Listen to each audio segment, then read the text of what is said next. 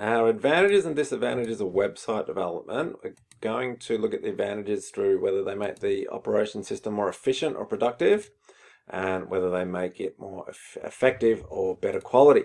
So we'll start with the efficiencies, and we'll say that the first one is it increases the speed of communication. We can communicate with customers anywhere, anytime, 24 hours a day, instead of being limited to business hours. How else does it make it more efficient? We can increase the speed that we can sell at to customers. We are not limited to being open 9 to 5 in a shop. We can sell products online anytime, anywhere. We can also increase the efficiency of our marketing. We're going to waste so much less money than if we did advertise on mass media, so TV, radio, newspapers, etc. We don't need to do that anymore. We can find out who our exact customers are, what their exact interests are, what they like about the product, what they want to change of the product, simply by paying Facebook and Google and YouTube, etc. for that information. We also physically are going to have fewer stores. We call those bricks and mortar stores, and therefore fewer employees. So therefore the big input called wages and rent, insurance, etc., they're not going to be there anymore, or if they are, they're going to be much, much lower. How does website development make us more effective? It increases the actual effectiveness of the communications. We can make better, not just commercials, but we can make better promotions.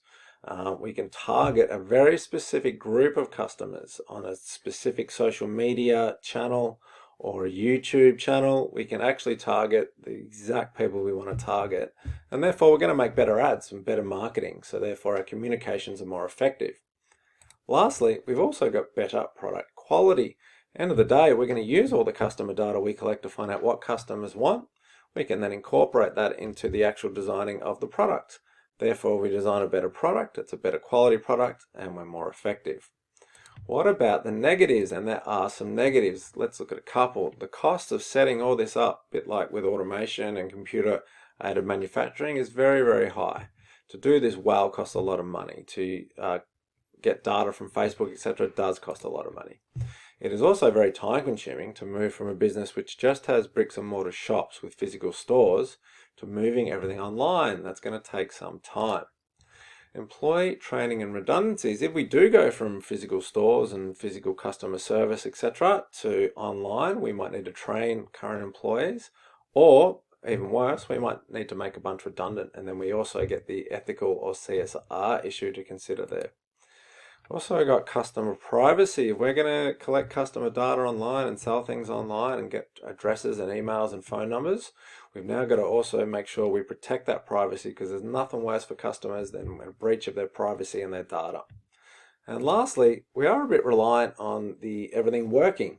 That sounds silly, but we've all experienced things where things don't work. Your banking app doesn't work, for example, or all the EFTPOS machines for Commonwealth Bank go down, and no one's got cash anymore, or no one goes into a physical shop.